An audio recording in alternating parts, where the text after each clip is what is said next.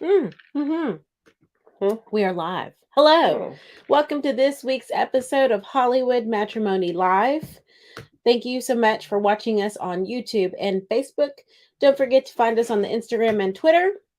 And of course, don't forget to check out our website, hollywoodmatrimony.com. How are we looking? I think it looks okay. Okay, well, it We're looks having a kind little bit of, of a. I think it might be internet. Who knows? It could be camera. It could be me. It seems to be stuttering a little bit still. That's okay. Sorry. We're going to just go with it. Yeah, hopefully it's not too bad for everyone. Sorry. If it is, y'all don't usually watch the show that much anyway, Yes, so it's fine. Who cares? we'll see what happens. Please don't knock my drink over, sir. I better pick it up. Okay, let me put it over We'll here. wait It's for a trying. second for people to join us. Okay, I'm sharing it right now. Come watch the So that's what show. you're supposed to do. Is you're supposed to wait for people to join in the live stream. Okay, You give them a second. I'm giving you a second.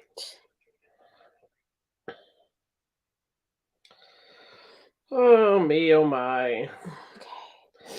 Okay. Also, My got to get everybody allergies are used not to. okay. If you weren't here last week, we decided. Obviously, we joined in a little earlier. We decided to make the show a little earlier. Yep. Um, Trying to give people time to enjoy our show. We could try to eat a little earlier. We got workout stuff to do. So many things. Okay. Whoops. That's really the only reason we did it.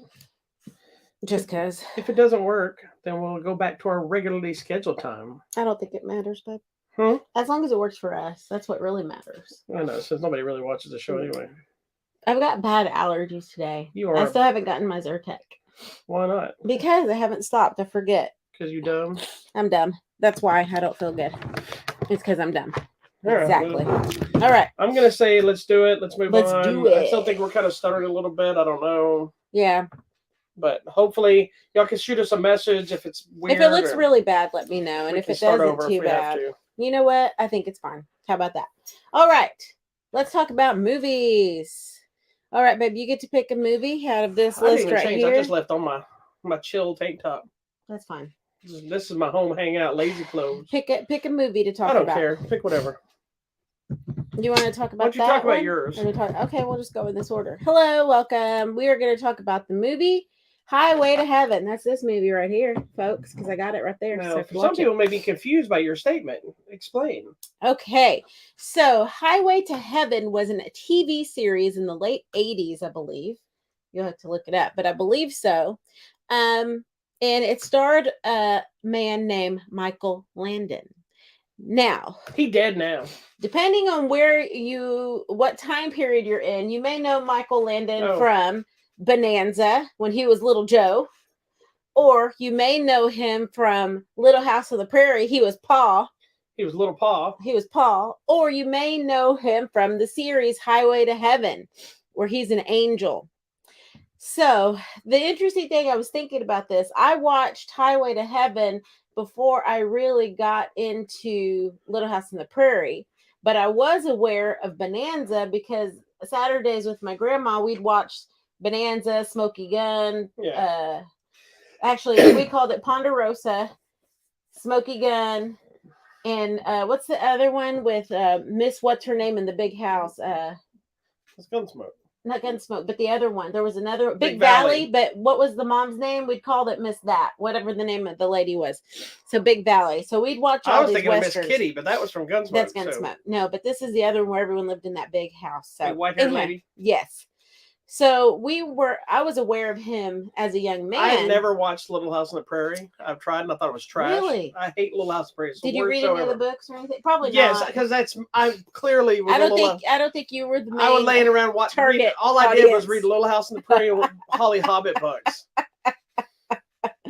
Anyways, I liked all that. So I was aware of who Michael Landon was. I'm not a Michael Landon fan. I am a Michael Landon fan. I watched some of the old westerns because my dad watched them all the time. I watched Highway to Heaven, but every time I watched it, I'm like, this show is trash. Really? I hated it watching it as a kid. I watched it every day because that's what was on during the day. After school. And every time I watch it finish, I'm just like, this is a stupid show. Wow. Okay, see, I had the complete opposite effect. Yeah, I know, but you grew up, I mean, I grew up in a Christian household too, but y'all were like, everything in your house was forced Jesus or Disney after school special, whatever crap. You weren't allowed to enjoy life. This guy.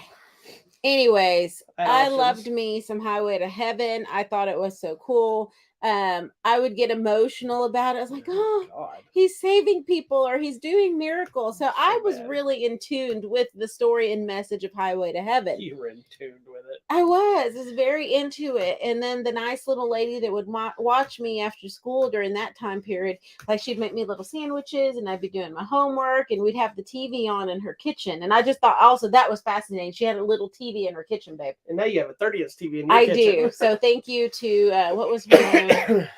It'll come to me later. But anyways, now there's a new movie. The idea now is that there's an angel again. This is Jill Scott. She's awesome. She's an angel, babe, in case you didn't know. I like her, by the way. I think she's pretty cool. I think she was just in the last season. I think it was her that was in the last season of the last OG. Mm-hmm, she was a jerk in that season. But, was she? Yeah. Oh my gosh. Anyways, I like her more from like Why Did I Get Married or some of those kinds of things. And then we have Barry Watson from Seventh Heaven. And I know he's done so many more things besides that. But Is that the dad? No, he was the oldest son of the seven. Okay, yeah. Anyways, totally into that show too. It's probably another one you didn't like because the dad was a pastor. I didn't like that. I tried watching that show. It was just stupid. Okay, so obviously I connect with this from my more religious upbringing and background. And my issue with those shows were not the religious factor. I didn't care about the religious factor. I just thought they were bad shows. Oh goodness. Anywho, so basically same story. Angel sent here to help people in problems, do little miracles, and bring families back together. That's the story of this.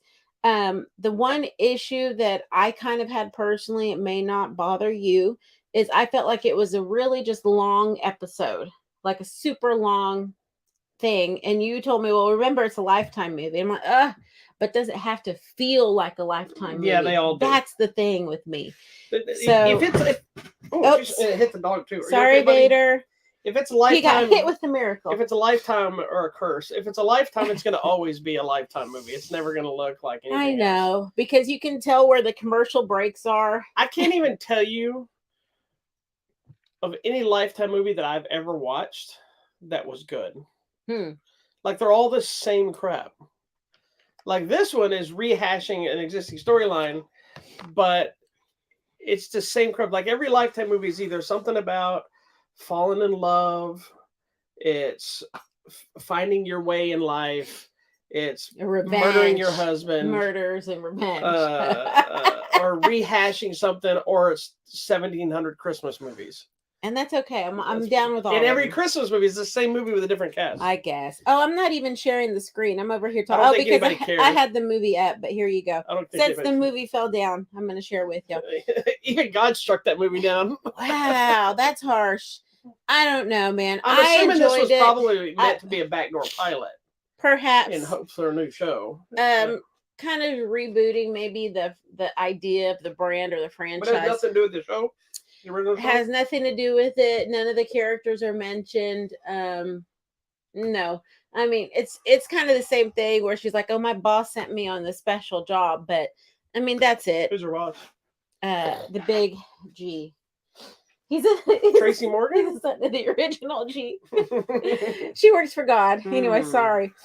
Anyways, I thought it was fine. It was good to me because I like the original show. I understand the premise of it. She's just here to help people and make them feel better. Did you just say I understand the premise? Like somebody would watch this and not understand it? Well, maybe it is not that complex. But here's the thing. I think at this point in time, we've had so many similar shows with similar ideas. We've had Touched by an Angel. We've even had what's the other one where the ladies, I don't know, like a Nanny McPhee, even where she can do magic and make, so I feel like we've had a lot of it. So I don't know what the intention is with the movie to continue on to something else, but you know what? It was fine. As a TV show, I think that's its home. So as a movie, it's fine. It wasn't as emotionally gripping as I was hoping it would be for a movie version of the same thing. So, but check it out. Obviously, it's Lifetime. You can find it. Being a TV movie like this, 90% of times, it's probably testing the waters for perhaps so a backdoor pilot to see if it's gonna pick up. catch on, and if it does, they can move forward with something else. Yep. So there you go. All right, let's move on to the next movie. You want to go here? I'm going to go here. So, fun fact, just for you. It says that, let's see.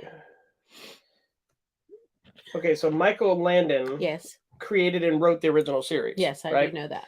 This new one, the writer is Christopher Landon, which is Michael Landon's son. Aww. So, mooching off his dad's success. You know what? That's okay. With a bad version. That's okay. Anyways, All right. we're moving on to the next one. Do you want to talk about that? I don't know what it is, been okay. It's been a couple of weeks. Oh, sure. All right, here we go to another next movie. This next movie is a conundrum for me because it is not a bad movie. It's actually a pretty brilliant movie, but it's also one that's really hard to connect to. It's a movie called Belfast, starring Kenneth Branagh. I mean, written and directed by Kenneth Branagh, and it's loosely based on his childhood. Yeah. And it's about a family in Belfast, and it's during like the what is this? Was like a religious uprising fighting. Yeah. It's hard to describe because I don't know the history of it, so it's harder. I'll go tell you. It's two factions of like, what are they? The Christians. The Christians are trying to get rid of all the Catholics in their area. Something like that. And I'm like, really? And it's really an event that happened. Yeah. And it's one of those movies that's it's getting a lot of Oscar buzz. It's got a lot of praise. It's interesting use of colors because it's a black and white film, but there's hints of color for different moments. There's bookends of time period from like present day to the past that go from color to black and white. I think everybody gives a great performance. It's well shot. The black and white does add a kind of a period style to it. There's some interesting elements to the story of things that were of kind of what was happening and what these people had to go through, but also just a family dynamic because it's not an action movie, it's not a war movie, it's really just these family dealing with what's going on around them and how to. There's really this boy, growing up during this time, which I'm assuming that boy is supposed to be Kenneth Branagh's variation of his childhood. Yeah. And it's this boy growing up during this turbulent times of unrest, and then also the family and the struggles of his parents and his grandparents and whatever. And like I said, it has everything in it to make it a brilliant film. But I never could fully connect to it. I was just kind of Yeah. And it's not a bad movie, and it's one of those weird instances where I don't know why I didn't connect to the movie. It's slow, but it wasn't even the pacing. It was just when I finished it, I was just like, okay, that was good. It is what it is. Well, you gave it more than I did. I was bored. I'm just gonna be honest. It was to me it was slow. I don't know. I don't know. I'm confused on the black and white because at certain points I can understand it, but at some points I'm like, this is just kind of over the top for no reason to me. Like the black and white. I think it was just an artist's choice to. I guess so, to tell the story, mentality of telling the past, and his past. It was like because a lot of the story elements were very black and white. True. Okay. The two things were black and white. There was no in between. And so this was something called the Troubles in Northern Ireland conflict between the years 1960s and 1998, which is insane that it went on. They're saying although the terms Protestant and Catholic were used, which it was not a religious conflict. It had to do with the Northern Ireland states wanted to remain with the UK, but Irish nationals and Republicans were mostly Irish Catholics wanted to leave the UK, so that's why they were going after the Irish families. Governmental fight. Yeah, and if you see, they're going after all these Irish families in this little area, and so but they're fighting their own people. Correct, to the point where the dad's like, "We got to leave. We need to get out of here." Yeah. And so I think, to me, it was slow throughout. I agree. I didn't necessarily connect with what it was. And in a way, when they were doing this whole Protestant Catholic thing, I'm like, ugh, again, because we've been doing this since like Henry VIII. I mean, this is like a long struggle for that group of people, which I feel bad. But I think what really captured me was the very end of it, where we go from that Belfast to current Belfast. And the dedication of the movie was like for the people that left because they felt they had to leave, but also for the people who stayed because it was not an easy decision. Like, do you stay and fight or do you leave? And I think the only thing that I'm connecting with it now is in the past weeks, everything that's happening with Ukraine is like, do you stay and fight or do you leave to preserve your family? So, in the way I'm getting it now, like that had to have been hard for this kid and Well, his and it's family. also like the tagline of the movie too kind of explains what your movie like. Had I seen the tagline movie, which is "Our Memories Make Us," Mm-hmm. I think I would have connected the movie more had I seen that because the whole mentality is obvious. Everything that happened to him at that thing has made him who he is now. Correct. Because this is all before his family they're left. narrating the story. Because I think after the end of this story is, I believe, when his family left and went to, I guess, England or wherever. I think they went to Australia, actually. Are you sure? That's what it said in the movie. Yeah, they went to Australia. I don't remember offhand, but okay. But yeah, so I think it's really was This more family. of a kind of a probably his love letter to his past, to his history, and part of the reason the movie is so slow is it's real life. It's not like even his family. This Kenneth Branagh moved to the UK. Okay, that's what but I think in the movie they moved to.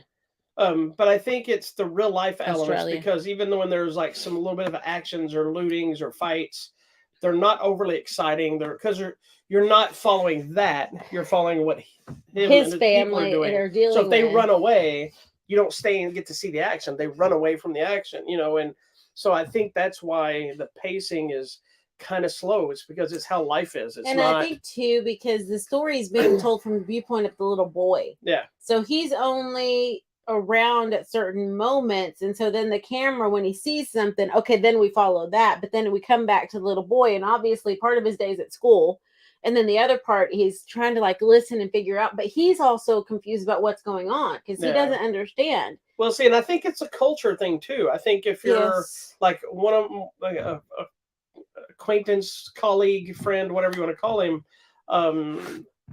runs the Irish Film Critic.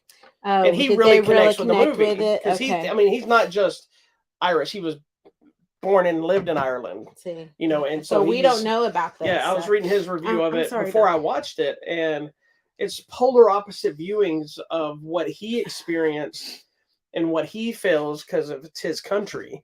Correct. And while I sympathized for what was going on, I just found myself struggling to connect.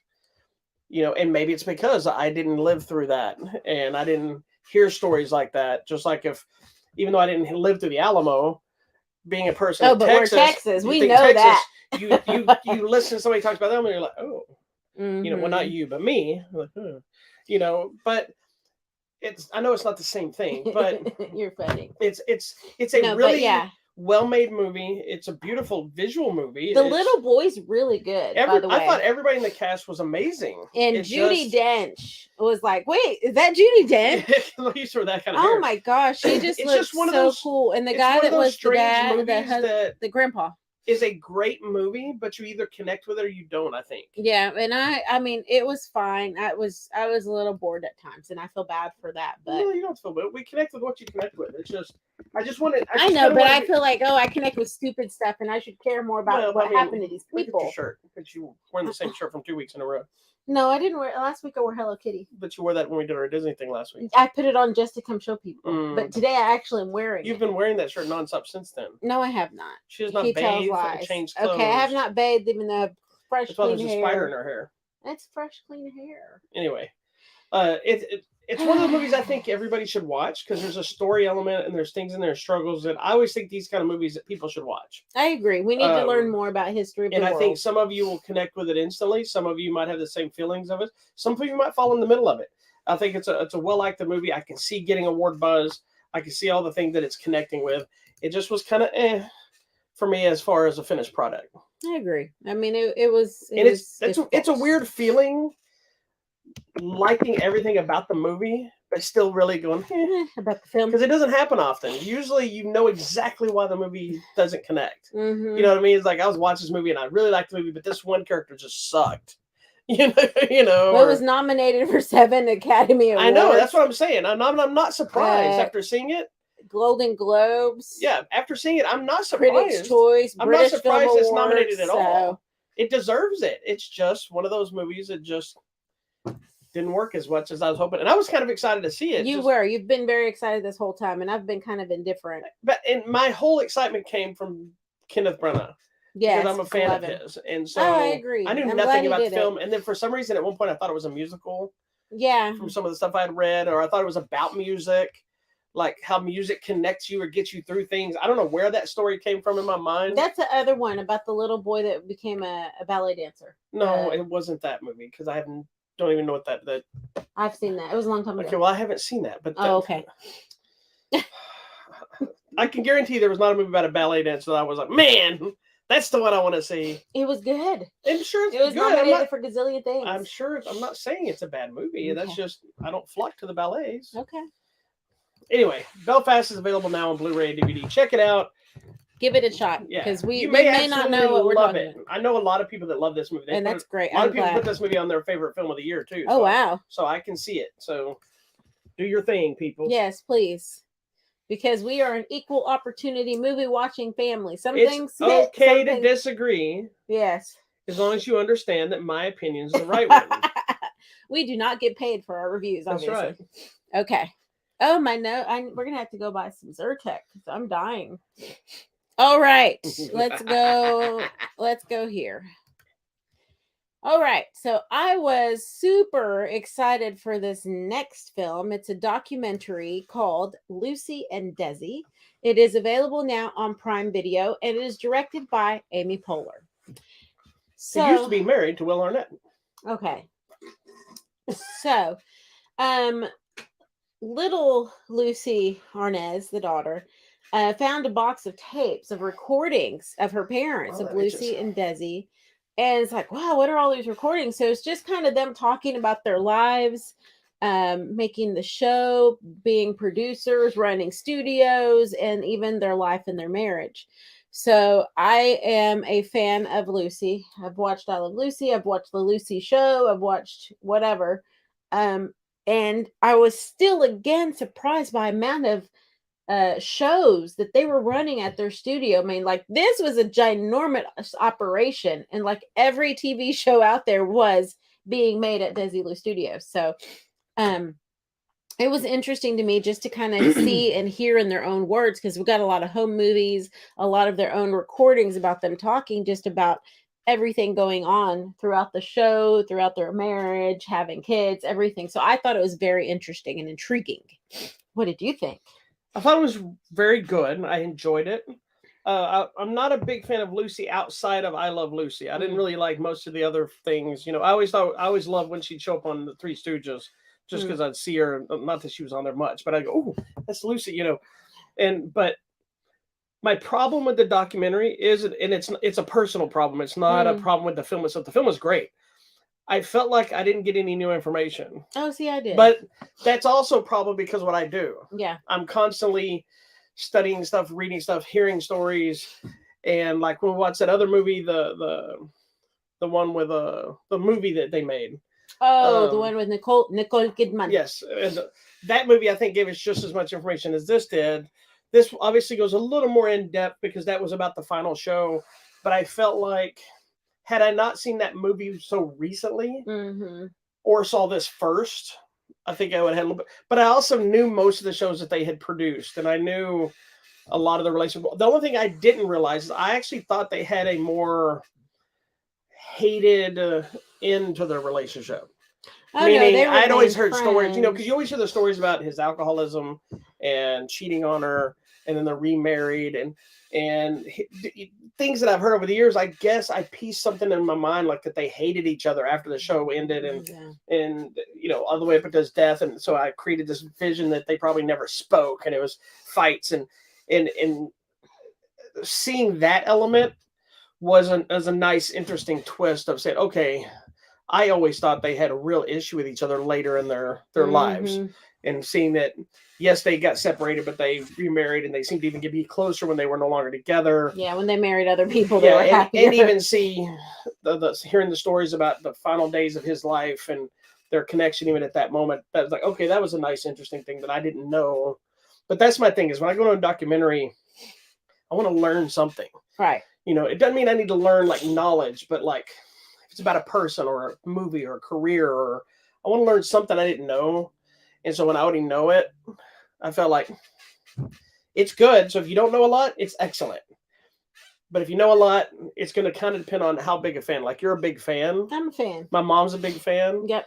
My mom would probably love this movie. She probably doesn't know half this information because my mom's fandom is only the show.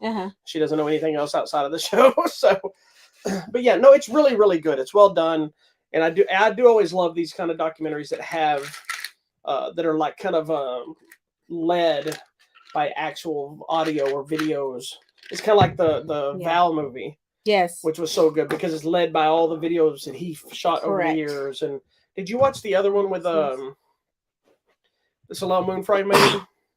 The Punky Brewster one? No, you told me about it. It's the same kind of thing. She had all this footage and she put together, and it's all the different young stars that she was with. The same kind of idea. Those kind of things do make it a little more compelling. I agree. To hearing what they're actually thinking and talking about. So I mean, I think that's what I enjoyed most about this was seeing their home movies, hearing them speak about what was happening at the times. And they were very honest. I mean, they were both very honest about the relationship at the studio, how it affected their personal life too. Yeah. And I mean, I feel bad about that, but without that, we wouldn't have had all the great shows we had. So, I mean, it was kind of, I don't know. Well, and I honestly, the one thing that was also fresh too that I had never seen was, I remember if it was the Kennedy Center on. No, it wasn't the Kennedy Center. It was the thing when there was when I was going to say Ricky, when Desi was giving the thanks speech and he was crying.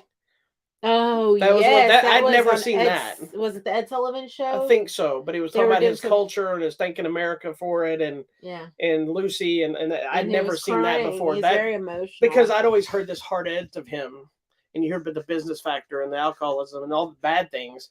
And then you see the but he is the true example of the American dream that came here with nothing. They came here as refugees from Cuba. I mean, communist Cuba took over. That kind of humanized him a little more for me, because not that I cared enough to hate him, because I never cared, but I always looked at, when you watch the Lucy show, we all knew that even though they were supposed to be the stars, she was the star. Correct. And him being the front man, the straight man, he always annoyed me on the show. Really? I hated his music. I was just annoyed with it. But I think it's also because when I was younger watching it, I didn't understand that music. So to me, because I didn't understand that in that culture of music, how much of their body language they throw into and playing the drums, and it now, buddy. I know. And so to me, it came off almost like a parody. I'm hot. So I used to think these are stupid. They're not funny, because I thought it was supposed to be funny watching him perform. Oh no, it was not understanding that was just feeling the music and the way he did things. Yeah. I see it now completely different. Excuse me, I just had to grab a fan because growing up around you, or being with you. And I think that's why I've always loved and connected with the show, because to me that was like a type of my dad. Yeah. With the music and the accent, trying to navigate America. And sometimes you say a funny thing and you're like, why are people laughing? I didn't mean to say, but because too, if you think about it, for me to understand that there was representation at this time in history is amazing for like me and my people. And if you ask my parents about it, they're going to be like, oh yeah, Desi Arnaz. And not that, but they're more about Lucy, but they realize and recognize him and what he did, because at that time period, that is just not something you saw. Well, and it's interesting because both of them are in the same exact boat from a different perspective. Yeah. His was being an immigrant, being Hispanic or Spanish, whatever you want to classify it, having an accent, person of color on TV and in charge of studios and doing all this stuff. But then you also have a woman, correct, at the trying time to do the same thing. Who he had to lead the charge so that they would listen to her sometimes until she got to the point. And then I think once she was running the studio even alone, had even bigger hits of the stuff she put out more so than what he was involved in. So both of them were two people that should not have been running anything in that time period. Correct. Or shouldn't be that successful. It wasn't done. She should have been the pretty face. He should have been the guy playing waiters. And they both, right. I mean, I'm talking about the time period. I know, but they both skyrocketed. Like, and then when you really pay attention and think about, like, They're the reason for putting the beds together. They're the reason for having babies on TV, being pregnant on a TV. live studio audiences, different ways of shooting on film and cameras. Because he was running 3 cameras at once. Like nobody did that. Everybody had one camera. Everything we do about watching TV now is because of them, and it's crazy. I mean, Star Trek, just the idea that we can go into outer space. I mean, that is like the basis of every Marvel movie, every TV show. I'm just going to say maybe they had comics. I know that. But still, I'm just saying, seeing it on TV. I like how you went from space to Marvel. It's like, because it's in space. Oh, is Marvel in space? Yes, is it? Okay. It does. The multiverse exists because of I Love Lucy. Oh, okay. People are going to come after me. Okay. Anyways. But no, I'm just saying. You can't deny, fan or otherwise, you cannot deny. This one thing that I will say about this documentary is even if you say forget history of Luci and Desi, hearing the history in film and television and that historical aspect of entertainment and what they did to change things to what you have now that we don't even pay attention to because it's just the norm. This is another good reason to watch this because you learn their life and their history and their careers, but you learn why we have, live commercials or studio audiences, or like we're talking 3 camera shoots and all these different things and certain ways they do music and productions and things like this. And it's all right there in one little wrapped movie about a redhead and a Hispanic man. Hey, well, that's how we got together too. Because I was a redhead? Yes, you're a redhead. Anyways, no, I did not know that. The funny thing too that I liked about both of them, and that's why I think they were a good match, is they were like, what's the word after that? They were like, yeah, we can do that. And he's like, I had no idea how we were going to do a live audience with the cameras in the way and the audience sitting there. Like, no idea, but we're going to do it. They also didn't match. They didn't match each other at all, which is kind of the opposites attract mentality. Like, we don't match. I think we do. I'm pretty. Yeah, right. But like I've always told people that I've never thought that we really match. Like, if you look at us right now, we both dress like homeless people, we match. But in the real world of life, you're always like the business attire, well-educated, lady with her fancy purses and this and this. Did you say I had a new purse today? I bought a new purse. What? I bought a new purse. You authorized this. When did you buy a new purse? I was wearing it today. We will have a discussion after this show. It was just a normal purse. But then I'm the guy with the earrings and the tattoos. Yeah, and you're that guy. I look like I'm going to rob you. You're my security. Yeah. So it's a perfect example. I've always told people in relation to the entertainment stuff we've done that, you've done live theater. So you were always like musical theater or ensemble stuff or crew stuff. And if anything I was involved like stunt work and fight choreography. So we go together. So you were like the artsy side and I was the destruction side. And it's kind of it all works together. Friends. So anyway. Check out Luci and Desi. It is on Prime Video. And I believe that other movie is on there as well. It is the one with Nicole Kidman. Yeah, so and it's a good movie. Javier Bardem? Yeah, it's a great movie. Do you think you should watch this first to get a full story, or do you think it kind of hurts seeing that other movie after? I would watch that. I liked that I had seen that other movie first and then watch this, honestly. Okay. So I think watch Nicole Kidman first, then watch this. Cool. Yeah. All right. Now we have these two. So we have to go here. Let's go there. All right. So this next one, friends. This next one is a little bit of a unique film that kind of came out of nowhere. It is a Hulu original. Mm-hmm. And it's one that I kept planning for us to watch, kept putting it off, kept messing up screeners, couldn't get it to connect. And we had to wait, and one thing after another, they sent me the link to watch it, and we're trying to get it done, and it won't work. And then I realized it was the day it came out, and it was on Hulu. So it was already on Hulu. So it's a movie called Fresh. Go watch it on Hulu. It is not about hip hop. It's not about. I should have put up the other image. Yes, it is a. Let me go find it. You know what this movie kind of reminded me of in tone? What? Not the same. It's not anywhere near the same movie. But the idea and the tone of what they did, because it's kind of a horror / comedy / romance / batshit craziness. It kind of reminded me of Secretary, where a Secretary is full on romance and just in a very disturbed, kind of borderline weird relationship. Mm-hmm. This one starts in a relationship that goes into a weird place and then just goes off the rails into something else. Mm-hmm. Does that make sense what I'm saying? Kind of, but this is a little more. Oh, this goes completely disturbed. away from the romance. I'm not saying that. I'm just saying Let me it put had up that this other thing. weird tone to it. Let me put these two images side by side so you Anyway, can. so the movie stars Sebastian Stan, who most of you know as the ski guy from Hot Tub Time Machine. What? What? That's what we know him from? Yeah, what else would we know him from? Winter Soldier. Oh, yeah. This is the image you needed to see. Why is this not going to where I needed to? It wasn't where you have to use the link down there. It wasn't working at the It's moment. not connecting. No, It I won't know. let me go down there. I know. Go down to the screen. The links. I was going to tell you after the show. I gotta fix it. All right. Because I was trying to just. Well, I know, so Sebastian Stan, who you know is Winter Soldier with the arm. And Daisy Edgar Jones. Hey, Daisy Edgar Jones. So the premise of the film is basically a lady who struggles with dating. She doesn't like dating. She's awkward. Doesn't go right. Awkward turtle. And who meets a guy at a random grocery store encounter. Correct. And they start dating. And he seems that by all accounts to be a very nice man. He's funny. Does it say how long they were dating before they decided to take their trip? Like 2 weeks or so. Okay, so it's a little time. It's like somebody put in the long game. Yeah. Right. Then they decide to go on a trip.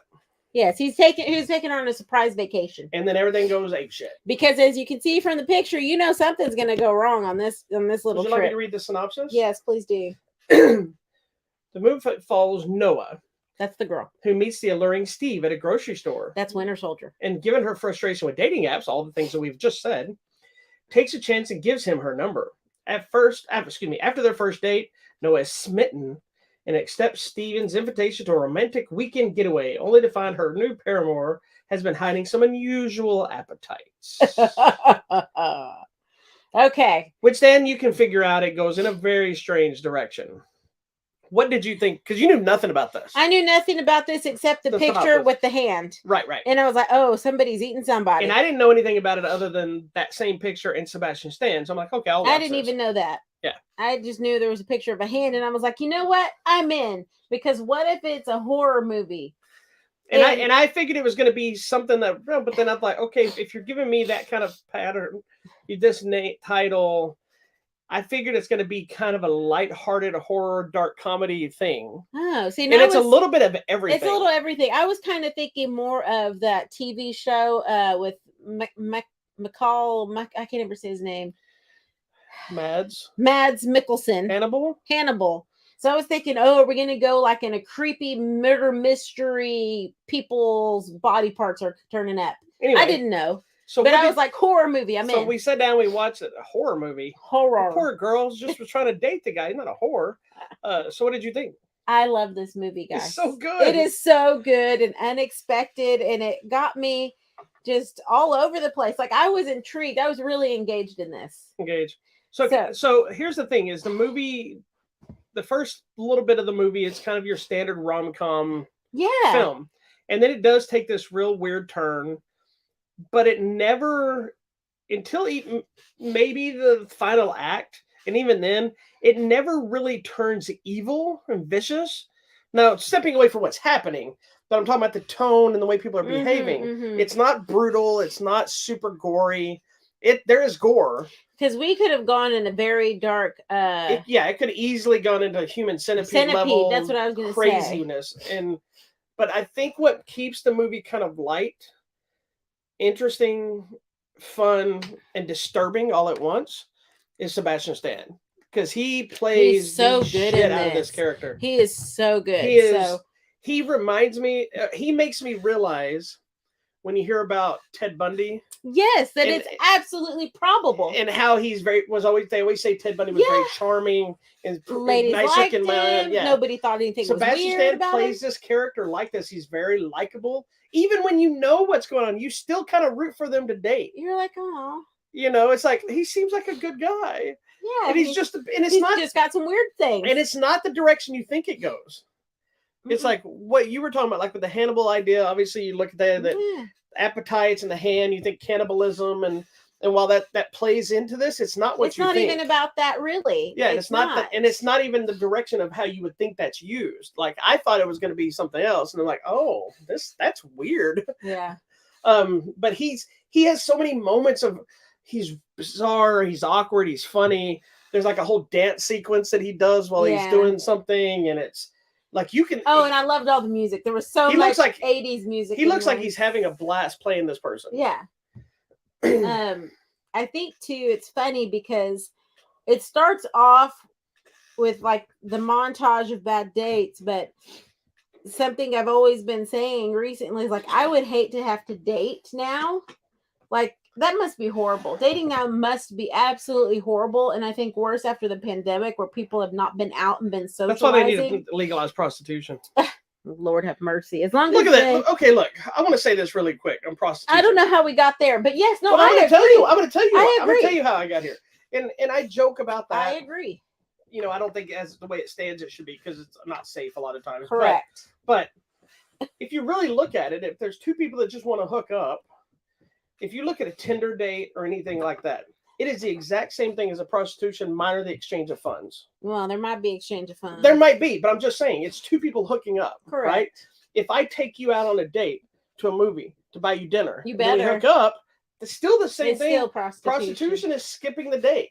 Yeah. Giving you the money we would have paid for the date and just getting what I wanted. Right? And then it gets you away from the...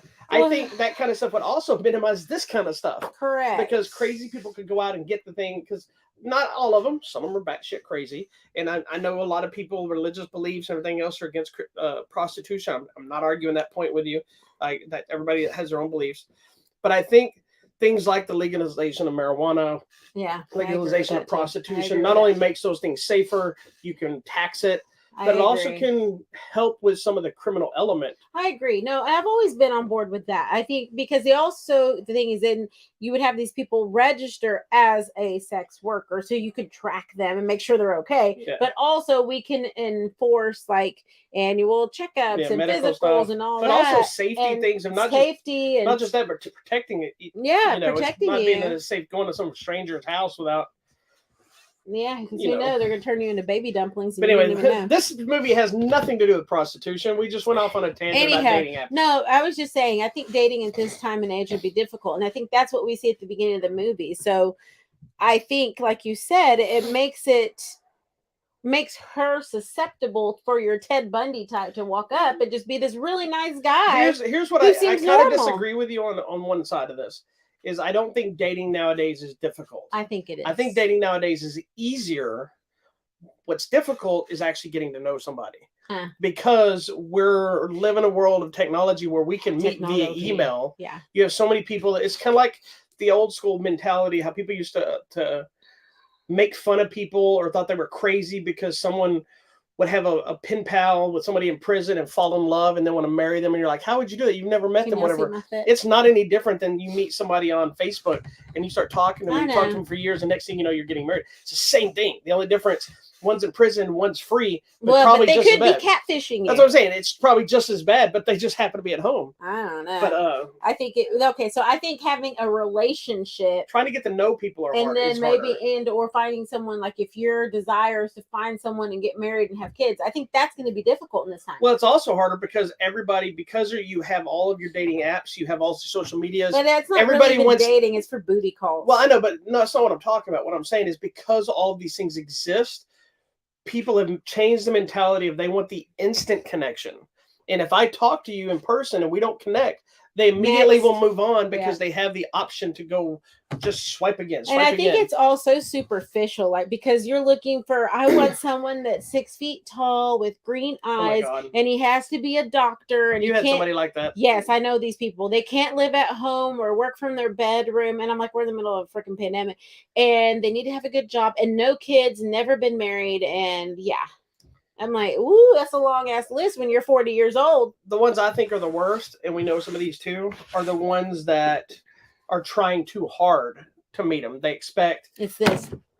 Well, I'm not even talking about that. That's a whole nother. That whole thing is so fake. Faces. I'm not talking about that. I'm talking about being fake. Like, I won't say names, but people that will post pictures of somebody because they're friends with them, they love them, or they'll post something to be like, my girl crush, and if I had only met someone like her, or why can't I meet a girl? Everybody I talk to is, and it's that I'm not talking about people that are really struggling to meet somebody. I'm talking about the people that post crap online But then thinking never that talk to anybody that's anybody. going to read what they post online would make them want to date them. Yeah. You know, saying things like PYT or, you know, Woman Crush Wednesdays. And, you know, if you look at your social media account, if I was to ask you out nowadays, especially, everybody dives into their social media account to see what kind of people you are. If you're scrolling through the thing and all you posted are pictures of chicks, you know, weird comments and alcohol, that's going to kind of feed onto who they think you are. I mean, all I post is tacos and dogs, so you know me. My whole thing is majority of movies, and people are going to be like, does this guy do anything? Nope. I'm like, no, it's my job. He watches movies all day. So anyway, but that has nothing, none of this has anything to do with this movie other than the dating. I'm just telling you why I feel like she was susceptible to just some nice guy coming up to her at the grocery store. And the grocery store used to be a safe place to meet people. Well, and I think I wrote in my review too about it. She makes so many bad decisions. These people. But like you're over here, we're watching the movie. You're like, red flag. Like everything was annoying me about this. But again, it's like you were saying, is she's trying to put herself out there because nothing else is working. Yes. And we live in the world that we're so used to meeting people digitally and accepting it that it's easier to just say, okay, we'll talk, let's hang out. Whereas, you know, in the reality, it's not much different than being at a bar and somebody buys you a drink and next thing you know, you go home with them. Yeah, you don't know those people, you know, but don't do that. It is what it is. Not safe. Anywho, so through a series of events, they end up together. They go on this weekend vacation, and that's when craziness ensues. And we find out the body parts now become part of the story and what he's doing. And like you said, it's not necessarily what you think it's happening. It's something much bigger and broader. And then him and his story with his life and his people is actually very intriguing to me. Because it's got its own twist that they don't fully explain. But I think we created in your head that's probably exactly what happened. Mm-hmm. But then you're like, but how did they get to there? She could be, because you see it with her story that she could be the next one. It could be going that direction. And I can't tell you what it is. Oh, this movie's so good. It is. It's a fun movie that you might look at and see the thing, but like, even if you watch the trailer, you may be like, this movie either looks stupid or I don't want to watch. That's gross. But I'm telling you, it's like the last act. There is some blood. There's some sequences. But throughout, it's not very bloody. Yeah. It's not bloody or gory, especially for the context of what it is. Yeah, it's not at all. Which I was surprised. I expected it to be way more gory, and it wasn't at all. And I'm surprised. I really enjoyed it that it wasn't even gory. The need for it wasn't there. Yeah. Because that would have killed this movie. It's more psychological thriller there. Yeah, it would have killed this movie if they put tons of gore all the way throughout. Because they could have easily done it and it would have made sense, but it would have just lost the tone. Yeah, then we would have gone into Centipede. Did you have the same vibe? And I know it's probably the locale where a lot of the movie takes place. That it almost felt like it was in the 70s sometimes. Like it's not. Yeah, it's take place in present day. Present day. Yeah, I think so. The tone of the house. I think the tone of that house. But also the way some of it was shot psychedelically and. Yeah. I think so. But I think it's more towards his mental state of mind. Yeah. Like he's like woo all the time. You know, and he's having so much fun with the body parts, and he has like a sense of euphoria from it. Yeah. You know, he never comes across evil. No, he's just like he's a horrible human being. Horrible person. But he never comes across as somebody you could understand how the other part of his life actually happened and how what you think might be happening here could actually still happen. Got so much. It's weird. Anyways, guys. Fresh is so good. It's a dark horror comedy, I guess. Drama. It's a little bit of everything. Mystery, survival. It was dating. It was so much more than I thought it was going to be, and I enjoyed it. But it's still a small film, which made it even a little more impactful for me because it didn't feel like somebody put a buttload of money into it. They just they created something, and it felt kind of even though it's not wholly original, but it felt original and felt fresh. I will say, as someone who's never been a fan in the beginning of Winter Soldier, Sebastian Stan, I am really turning You're a fan of him. I told you. Because you know what I enjoy about him is he'll do all sorts of types of movies, and he's into all of it. Like this one, he's in it. And that other movie we watched recently with him too, like he was just all in it. And I think that's what I appreciate. A funny thing from him. But this is so good. Totally not related, but he was doing press for this. And I didn't get to read the whole article, but him and Anthony Mackie, I guess, have become really good friends. Aww. Who plays Falcon, aka Captain America now. Yes. And he said they haven't talked in a while. He's like, they haven't texted each other or anything for like a few months. Aww. They're on a break. Why? Was I it don't too know. much? It just was funny. It was like they're on a break from each other. Oh my gosh, that's so silly. Hi, Anyway, our friends are watching. who? Hi. Oh, Fresh is available now on Hulu. So You have to watch it. check So it out. good. It's fun. So good. You All will right. like it. So the last movie we're going to discuss, right, Yes. is the biggest movie of the weekend. It's probably the next movie that finally opening weekend hit the $100 million mark. It was a massive opening. Is the latest version, variation, whatever you want to call it, of the famed Dark Knight detective, the Batman. Which the Dark Knight Detective fits this movie more than any of the other Batman movies that have been made to date, in my opinion. So this new one, it's directed by Matt Reeves, who did the more recent some of the Planet of the Apes movies. He's done more than that, but that's one I'm going to go with. And it stars Robert Pattinson, who normally I would make a bad Twilight joke, but I think all the stuff he's done in this new movie, Twilight Who, is what I'm going to say from now on. We have left that behind. He has fully embraced his abilities and things he's done is so much past that. You got Zoe Kravitz taking on Selena Kyle, aka Catwoman.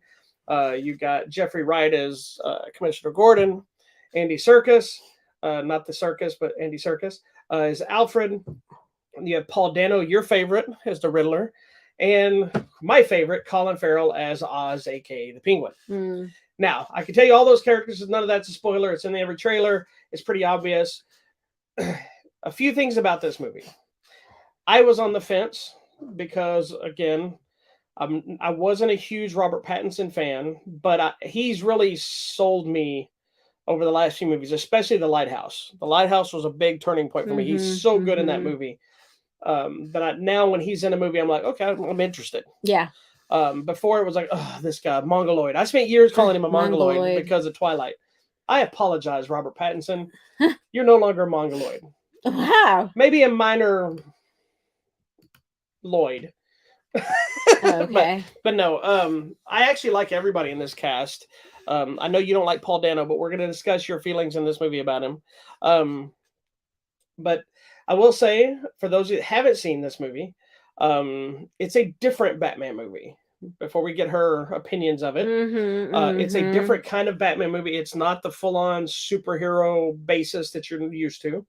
It's not just Batman fighting his famous group of villains that we've seen numerous times. This is a full film noir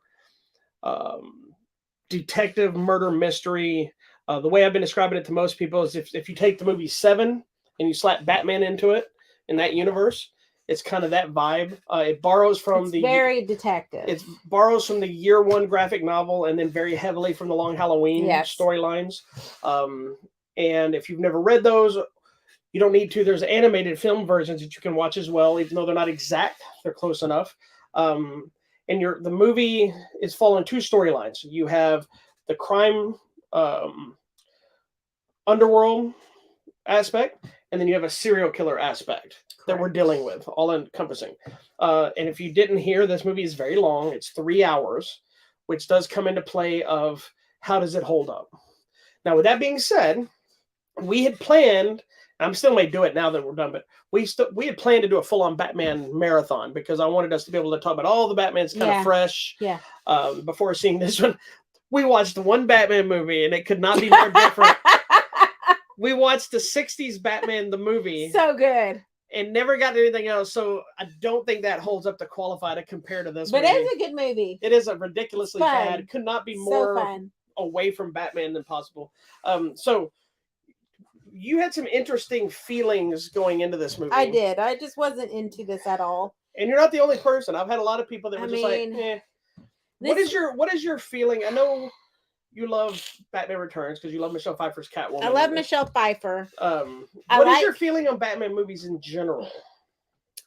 I'm torn when it comes to the movies because for me, Batman is one of my favorite heroes. All of them.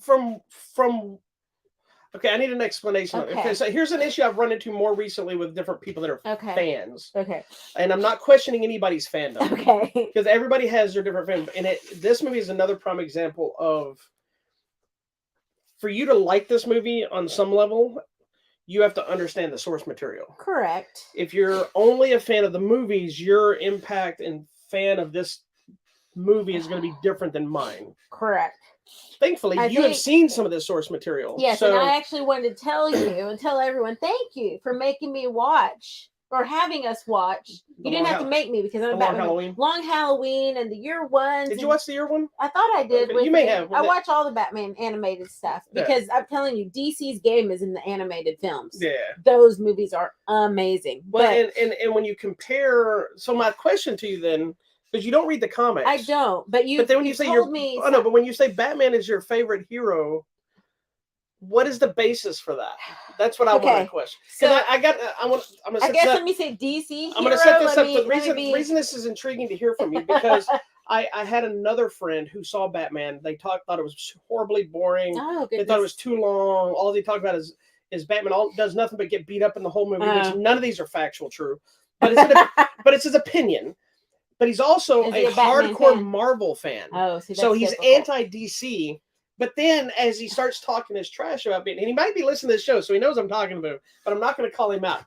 I asked him, you call yourself a Marvel fan. Have you ever read a Marvel comic? Oh. And he comes back, no, my Marvel's the movies. And I said, okay, that changes the basis of what my argument with you is going to be, because I can't argue somebody that's never read a comic and then explain, because you go to Marvel, most of their stories are not accurate.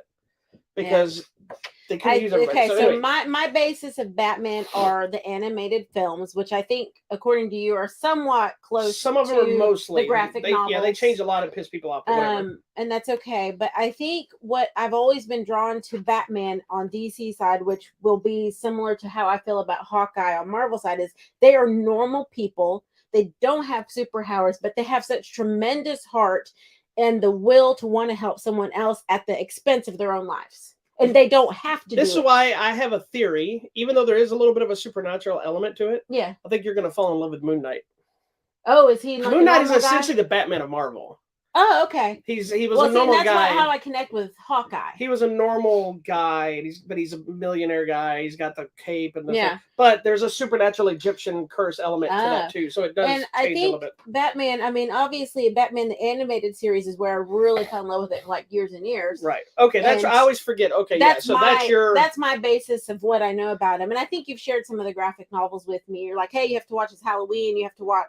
We have to see this Batman, Samurai, whatever. I mean, so I connect with all that. That's my basis of history for Batman. One of the things before we dive into this new movie that I always have found interesting, Batman's one of the few characters that, outside of being the normal person, he still does a lot of things that are completely impossible for a normal person, no matter how much money they have. He has tech. But you buy into it because it's a comic world. Because he's a millionaire with tech. But DC did a lot of these books called Elseworlds, which it was essentially... Where can we stick Batman? I love Batman with Jack the Ripper. Yeah, the Gotham by Gaslight. That Batman samurai thing where he's fighting all the different samurai houses. Batman. Oh, so good. But they also did one where it was Batman Zorro. Oh, how cool is that? They've done Batman versus Dracula. They've done, Batman in this like technologies like inside the digital world. There's like so many things that this entire line of Elseworlds titles where it's like, let's take Batman and put him somewhere. Yeah. And it was always interesting to me that of all the characters to do that to, because he's such a unique look that meant every time they had to redesign his costume to fit the era. I love it. And whatever. So anyway, so good. He's probably, to me, one of the most diverse characters. He's still not one of my favorites. I love all things Batman, but I'm not a Batman hardcore fan. But I love this movie. I'm just going to say it outright. Everything about this movie I love. But I want to hear your thoughts because you're not me. Correct. You're not the hardcore comic guy. Correct. So, and you had no interest in it. I had no interest. I'm still... And I didn't really know. I don't know why I'm being on the fence with Robert Pattinson. I know he can be good. I remember you telling me so much about The Lighthouse. My favorite movie of Robert Pattinson is the movie Remember Me. From Coco? No. Oh. This is a movie that came out in 2010. And it's just the story of him and really his father, and they're at odds with each other. And so he goes downtown, takes the train downtown to New York to go visit his father. But No. the only thing you know is this is set in the summer of 2001, and some big event happens there, and that's the culmination of the movie. And I think he's just so good in that. So I don't know why. I think in my mind, because to me, Batman is now a Ben Affleck type or a Christian Bale type, like some big burly guy. But then you let me know, hey, this is the Batman, the very like year 1, year 2 Batman. Second year of Batman. Very young, just trying. He's still dealing with the trauma, and I think that's the thing that I like about Robert Pattinson. That it's a little bit Twilighty in a way, like that part of it. But he's a better actor than that now. But dealing with the trauma, the sullen, the sadness, the depression, the anger. I mean, all of that is so this visible. Is a pissed off Batman. It is so but visible. But he's not pissed off at bad guys. He's mad at the world. He is, and even he's mad at Alfred at the beginning. I'm like, that's one of the things where we're at in the story. I think people I don't think people will, but you can easily miss that element of this story, is that it's the evolution of Batman's growth and Bruce Wayne's growth. Mm-hmm. Of he's still, as you said, he's almost got a PTSD mentality of the trauma of his parents, what he's trying to do, but it's stacked on him because he's on this mission to avenge his parents and this and that, and to help the city. But the city's crime is getting worse, and he's like, well, what the heck? Yeah, so it's making him feel like a failure. He's dealing with this trauma. He feels like he has no one. He has nothing. He doesn't look at Alfred as a father figure. He looks at Alfred as a nuisance. Because that's where we're at in the story. We're at the very beginning. And then he's got these other people he's dealing with. And then like the police still hate him. He has Commissioner Gordon, who's the only person that trusts him. There's a lot there, and he has kind of this death wish, and the whole film for this new one is very grounded in reality. Sure, there's some over the top stuff, but they really went out of their way to not have Batman swinging through the city.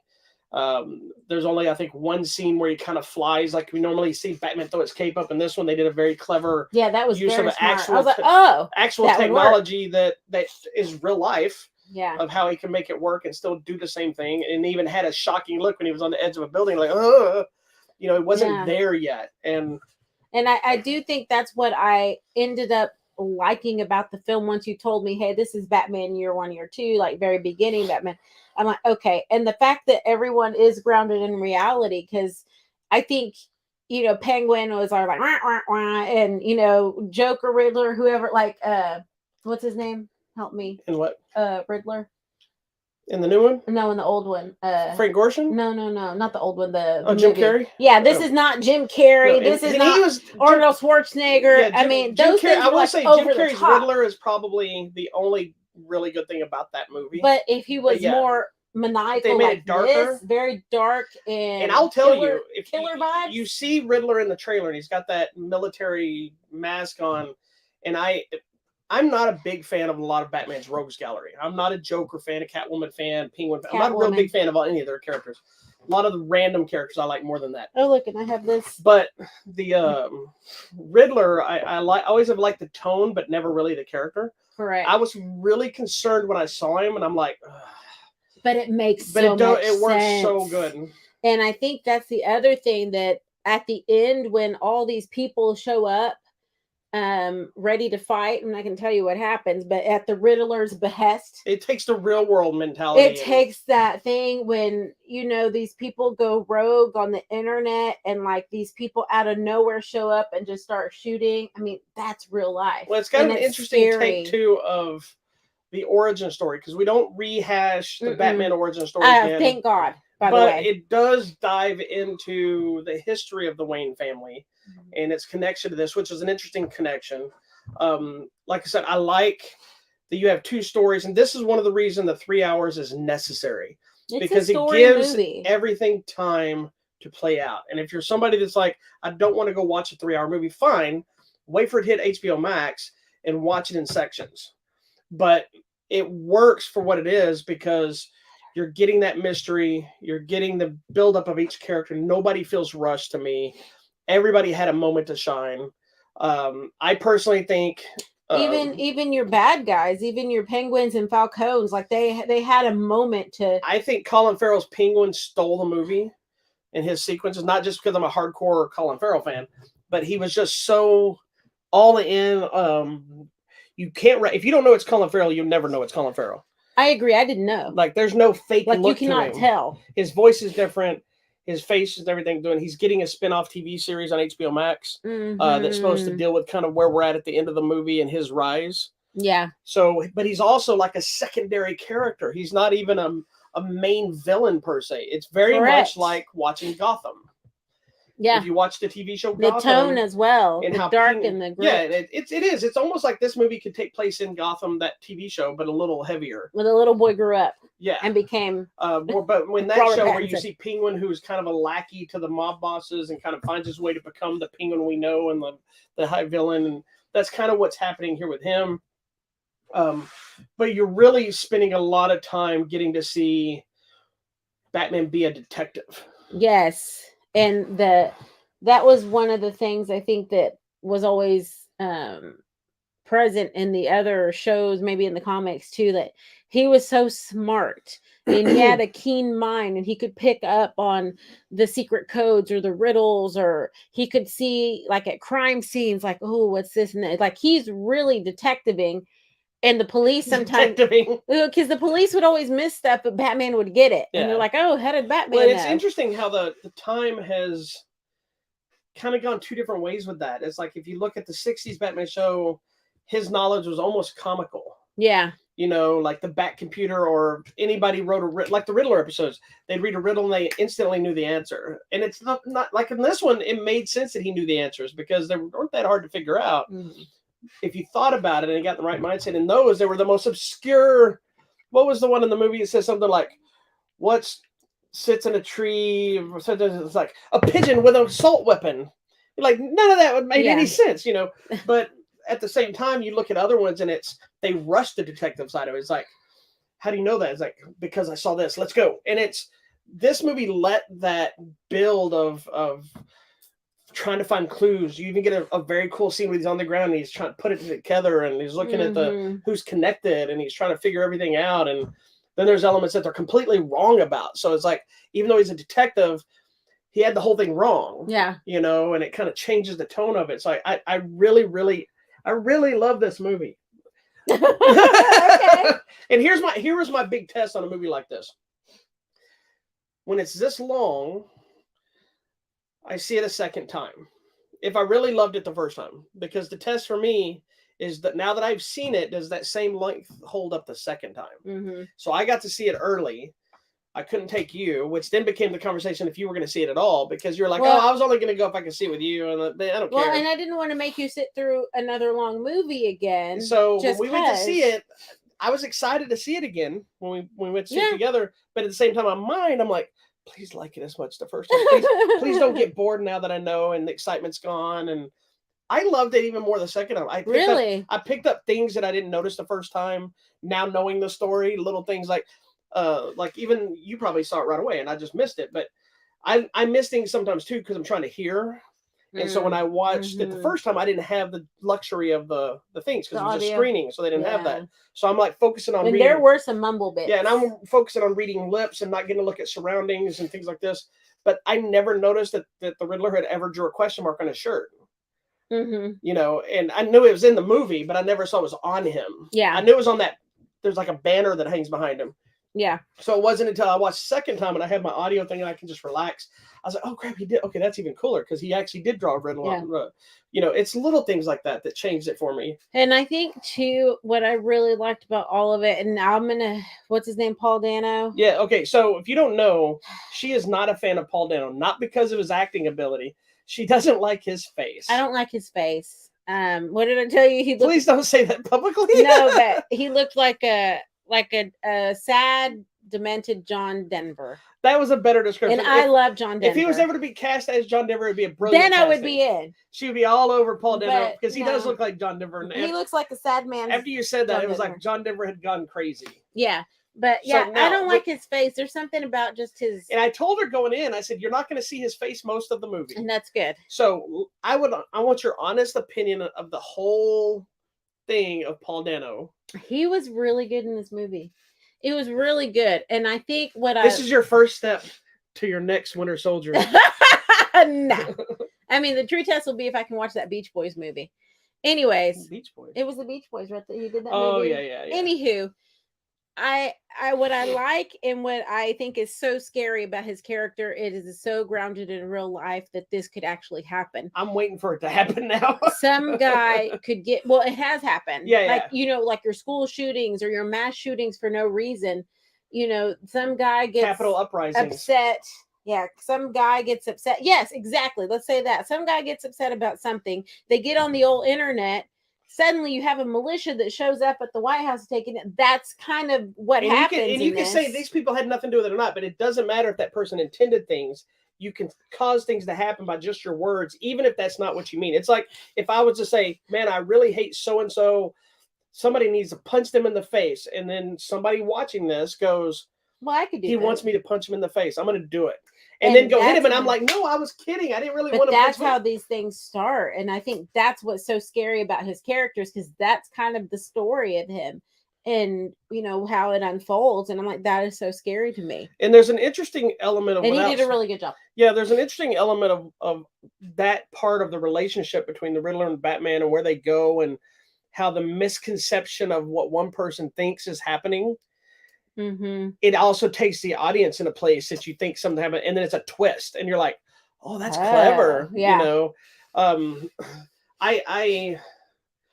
I was a little disappointed that Alfred didn't get more screen time. Correct. I love this man. Every time he was on screen, it had a purpose. Yes. It wasn't just Alfred serving soup. No, did you see that one point where I was like, boom, Alfred. Alfred threw down some stuff there. And if you don't have an Alfred moment in a Batman product where he basically tells Bruce Wayne to go screw himself and you need to listen because I know everything, then you're misusing Alfred. Mm-hmm. And this movie had at least one. It did. I loved it. But they also, that's one thing about the other Batman movies, the first ones with, the Michael Keaton ones and the Val Kilmers and the George Clooney's, is they had that mentality with Alfred, and I love Michael Goff as Alfred. He was great, but he was always serving soup or being a butler. Yeah. And it felt like, and he was too old to be Alfred, because Alfred's got to be involved. He could be older. Like Michael Caine was a good Alfred because he was older, but you believe Michael Caine would punch somebody in the throat. Oh, correct. That's why I like the guy from the TV show Gotham. Yeah, yeah. To me, he was because he was a younger guy. Yeah. Was he the one in the Pennyworth show? No, it's a different show. Oh, we're gonna have to watch that anyway. It's on HBO Max now. Pennyworth. I'm so excited. Anyways, but also because I think too, who's the other guy? He's the Regal guy to me. That was Alfred in one of the Batmans. Oh gosh, I'll think about it. It's the guy in the 60s Batman? No, the guy from the Borgias. It was Alfred? Yeah. In what? This guy, Jeremy Irons, was an Alfred, wasn't he? Oh yeah, in the Snyderverse. Yes, I liked him. I'd already forgot. Yeah, you're right. I'm a fan. Jeremy Irons was a great Alfred because who was underused. But because seeing him in some of these other things, like I'm like, he would punch somebody. Yeah, the problem with the Jeremy Irons Alfred was he's awesome. He wasn't used enough. But he was in a movie that wasn't a Batman movie, so he wasn't used as Batman. I hope we see more of him somewhere. I don't know. Here's one thing I think is clever. I love this Batman movie. It is long. It's excellent. I didn't feel it was that long. No, it doesn't feel it to me anyway. Towards the very end, but then at the end is when this big fight thing breaks out. So I was like back in it. Okay, so let's talk about that really quick before we wrap it up. A lot of people have talked about how there's no action in this movie. There's other people that have talked about there's not very much action in this movie. There's other people that have talked about Batman getting beat up all the time. This is all false. Now, if you put it in context of a 3-hour movie, no, there's not a lot of action in this movie. But it is placed. Really? Not really. If you think about a 3-hour movie, there's probably a good hour and a half. Motorcycle chase. There's a lot of fights and stuff in there. Fight, gun shooting. I know. I'm not arguing that point. What I'm saying, Catwoman fights like 2 times. In the amount of time, you have to look how sparingly it's thrown in. Because a lot of the fights aren't big action spectacles. It's Batman smacking somebody around and then it's over in a couple of minutes. It's not a long. That's how a real fight I know. works. I'm just saying that's why it feels like there's not as much action. But at the same time, this is not an action movie. No, this actually plays out how it would be a miniseries of a comic book. Mm-hmm. If you've ever read a Batman comic book, especially like The Long Halloween, for instance, which was 12 issues, graphic novel, half of the issues that book came out as 12 issues, right? I just recently reread all the. They have an omnibus, which is I love that. I prefer that. It's about this big. Yeah, with the whole story. And it has The Long Halloween. It has Dark Victory, which is a sequel to Long Halloween. I'll have to read it. And it's got the Catwoman in Paris thing, which is part of that thing when she's gone. Oh, I had that. Yeah, I had those books. It's majority of that book is like a murder, and then people talking. It's an investigation. And then all of a sudden, here's one fight, and then 2 issues of people talking. Well, I think too, in fairness, if you don't fight or have never been in a fight, you don't know. When you're fighting someone, you're going to get hit. That's how it works. Yeah, there's a difference between getting beat up and getting hit. Like, I'm willing, like, if you've never seen me fight for friends out there in the verse, but some of you have. She can. I am willing to move in and get hit because I want to get on the inside because I have to. Yeah, I'm willing to take the hits. Arms and legs. I'm willing to take the hits, and I'm not scared about that. It's not fun, but I'm willing to do it. That's how fighting works. Oh, Wendy punched on in the face today. Yes, you go, girl. So my Muay Thai class, that I have to tell you, we have 2 students. One of them is like 6 foot. One of them is like what, 5'1", 5'2". Yeah. She punched that big fool in the face. Boom! They're probably watching, so they know I'm making fun of it. It was great. Anyway, that's what happens. You gotta block. Anyways. Yeah, but the fights that are in this movie, there are plenty of action in the movie. There's action sprinkled throughout. The fights were really good. I mean, I thought they were Catwoman's fights were really good. Yeah, but they were brutal. Her kicking was nice. There wasn't a lot of dialogue about like this normal stuff you get, or like, I'm going to shoot you. Beating. He started hitting people, and there's an element, like one of the things that you probably look at, that he got beat up when he gets shot with a double barrel shotgun, that he doesn't just get back up. Well, no. It hurts, There was a clever use of an adrenaline thing that I thought was really smart. That was so fun. So a lot of the last argument a lot of people were having, especially when it was released before we saw the movie, was the Batmobile. Every Batman movie that comes out, we argue about the Batmobile. Yeah. Do we like it? Do we dislike it? Is it stupid? Is it awesome? I think every Batmobile has been awesome in its own way. This Batmobile is badass because I thought it was kind of cool. It's like a jet engine, I feel it looks like a jet engine in a Camaro, I think. Or I don't know if it's a Camaro, but that's kind of what it looked like. It's like, and it's like when that thing starts, it sounds like it's going to kick your ass. Mm-hmm. Like, in the way they introduced it, like you see it lingering. It's like the Batmobile was treated like Batman himself in this movie, because there's like this. By the way, that is such a cool use of dark shadow and light. There's a cool element. I'm not a big fan of voiceover narrations in movies, but this one starts and ends with one that worked for me. I know other people tell me, oh yeah, it kind of made me laugh, but I'm like, but it talks about, and this isn't a spoiler, but it talks about Batman's.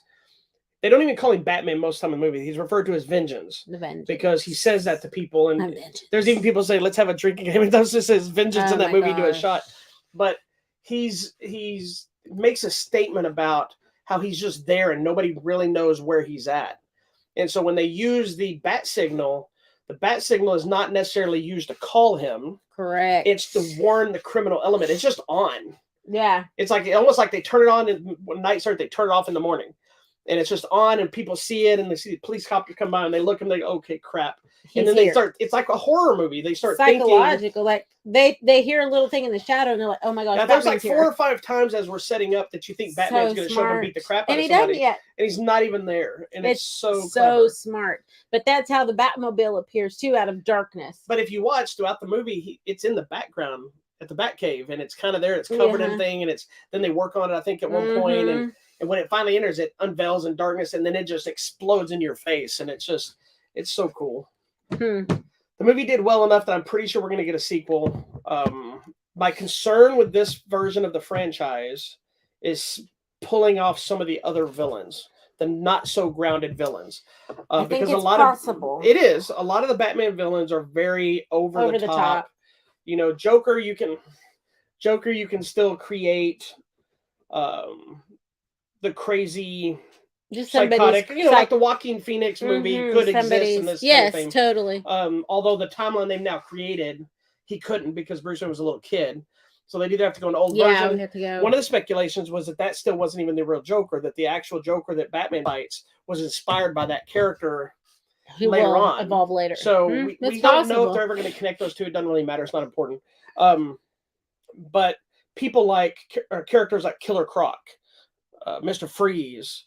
I think Mr. Freeze could work like a nitrogen, like a science kind of thing element. Yeah, It can. It's just how is it handled. I've always. Uh-huh. I was telling a friend of mine the other day. I have always thought that when they make the Batman movies, the tone of the movie should fit the villain. So if you make a Killer Croc movie, it should be a horror film.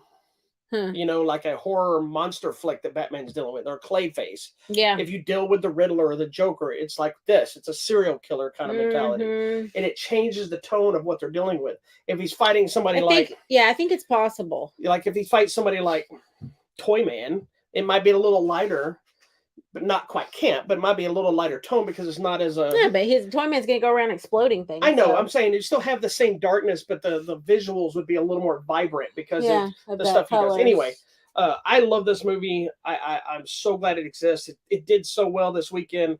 There's no doubt we'll get another one, I'm sure. One thing I'd like to ask you, there was a lot of controversy, not only about Pattinson's casting, but throughout production. A lot of things came up about how Matt Reeves and Robert Pattinson were fighting. Nobody knows really how true any of this is at this point. Okay. Because, people also make up stuff to bash movies. Yeah. There was also a whole thing about how Robert Pattinson refused to train and get in shape for this movie. But then you see him in the movie and you're like, he's not buff, super huge, but that's somebody that's in shape. He's in good shape. I think he's in decent shape. He had some decent musculature. Yeah, that was. I don't think he's obviously not going to get bulky because he has a small frame. But he could. He could. I mean, if he just in another film, I think he should. But I think for where we're at in the story, it's an appropriate size. I mean, he's not going to show up like freaking Ben Affleck in the first year one. Well, and I think people's speculation was he was going to be this skinny, bony Batman, and no, he's not. I think a lot of people that complain about that are fans of Adam West. Adam West is a fat Batman. He was like lumpy and, he's not fat, but he's not in shape. He's running around in the little flumpy, odd-shaped body. I love Adam West. Were they expecting it to be like The Rock or something? I guess, but because I think for his height and his frame, he's a thin person, and he looked beefier as Batman. He did than he was out of the suit because he's wearing this armor kind of mentality. Yeah, so I think it's fine. It all works. He looked fine, and I was concerned about the look, but I liked it. And he had the chin. And can I say the manly chin? He does. He has a square chin. Can I also say this is finally the most functional cowl piece I've ever seen, because I wasn't sure if I didn't like. There's some movement there. Well, I didn't like the early pics where it was like seemed like it was just on his face and felt like. But then I realized this cowl had like a collar and can turn his head right. Like this seems like the right way to go. Yeah, because it's here. Yeah. Back. It's further back, which allows it for some movement. Well, but it's not connected to the cape either. Correct. So anyway, I love this movie. I hope we get some. I'm not going to say I love the movie. I'm going to say it's a really good movie, and if you like Batman, you should check it out. I've also heard Matt Reeves has talked about like he might have an idea for Mr. Freeze. Robert Pattinson just mentioned that he thinks they may be going the route of the Court of Owls, which would be badass. I know you don't know who that really. Oh, you're just learning him in the new comic. And the new thing. Yeah. And the new, we saw it in the cartoon. That is nothing compared to what the actual book is. Oh, well, give me the book. Yeah, it was a whole series, and there's like I do read. Talon is badass, so if they do the Court of Owls, they got to bring in Talon, and oh my god. Anyway, let's move on because Batman is in theaters now. Go watch Check it out. Find it on the biggest screen you can. Yes, it needs to be loud. It needs to be obnoxious. This is a good one. It's excellent, and I loved it. Okay. You just might have to take out an entire day to go watch it. All right, there you go. All right, so what we got next? What's coming out on Blu-ray and DVD? Yes. There's a lot of stuff coming out this week. We've got a movie, The Legend of La Llorona, which didn't we watch that one? Is this the one? I think that's the one we watched, wasn't it? Yes. Okay, never mind. Don't get that one. Then Walking Dead World Beyond the final season, which is technically season 2, which I need to ask them because they didn't send that to me. Brooklyn Nine-Nine, the complete series, is coming out. Downton Abbey, I guess, is getting the first movie is getting a steelbook 4K release. Nice. There's a movie called Silent Night coming out with Keira Knightley that we'll talk about next week because we have it in there. Oh, nice. Coming to America that actually got shipped to, I think it was Amazon, maybe it was Hulu, I don't remember. I think it was Amazon. Anyway, it's getting a Blu-ray release. The Matrix Resurrections is getting released, and I've gotten some of the most creative, hostile, funny comments about posting because so many people hated that movie. Matrix, the new one. Yeah. I liked it. I understand people's issues with it, but I've had people this was not even about my review. This was about me posting a giveaway for it. And somebody says the only reason to win that is to help start your fire. Like so many different things. People just like, and these weren't Wow. my friends. These are just random. These were random people. There was like that guy that attacked me not long ago that I told you about my cards that I get paid to draw. Yeah. Then he sends me a message that they pay you to draw this. I'm like, yes, they did, very nicely. Anyway, Wow. Adventure Time Distant Lands, which was, I believe, a series of specials they did exclusively on HBO Max, I think. You gotta think about Batman. Yes, the Greg Capullo stuff. That stuff is amazing. That's the Court of Owls stuff. Okay, It's well, I'm about to read that, so we'll see. And then Thank you. we also have Supergirl, the 6th and final season. Thank God it's over. A DVD release. It kind of started like this, went really good, and then I kind of okay. Look, I was so against You the were trailers for totally that show against when it came out. It looked horrible. The show hit. I think it was on CBS when it first hit before it moved to CBA or ABC. I don't remember where it was at. It was on a network show and then it moved to the CW. I watched it. I'm like, holy crap! I was completely wrong. I really liked this show. And then it was good for a few seasons. And then it went off the rails and to the point where this final season, I was angry. She was having to hear me yell about it. I stopped watching. I was watching the final episode because I was going to finish it, and I'm yelling at the television. And like, so when I got the thing to post some review on our website, HollywoodMatrimony.com, it's a pretty angry review. But also, thankfully, to counterbalance the 6th and final season of Supergirl, thank God it's over. That's my own tagline, not on the actual Blu-ray. Was Yellowstone season 4, which is one of the best shows on television. So that's what's pretty much coming out. All right. Coming out at the theater or on the line. So Friday, March 11th. That's this coming Friday. Nationwide, there's a movie called Tyson's Run. It's about this kid attending public school, and he befriends a marathon runner. I don't know, guys. It's a movie. In front of Mike Tyson? Then coming to Disney Plus. It's only coming to Disney Plus or theaters? No, it got dropped. Disney Plus. Turning Red. It's the movie about little Me Lee who suddenly becomes a red panda. We'll be talking about that. Which is, it's really a bummer. I understand with the pandemic stuff that Disney kind of panicked, but I don't think this should have got dropped to Disney Plus. I think it would be good on the big screen. Yeah, and I don't think it was dropped to Disney Plus because the show not doing well. I think it was another knee jerk like they did with Soul. Yeah. And was it Ryan the Last Dragon that did it? Yeah, they deserve to be on the big now, screen. Ryan the Last Dragon, I get a little bit more and because it was middle of the pandemic, but still they could have held them out. Anyway, moving on. Sorry. Coming to Netflix, The Adam Project. It's the new movie with Ryan Reynolds and Jennifer Garner. He's traveling through time and finds his younger self. Video Demand and Digital, a movie called Outsiders. It's about a Black student who's accused in the disappearance of a young girl. And so you see the town embroiled in some racial tension. And the greasers and the socias fight.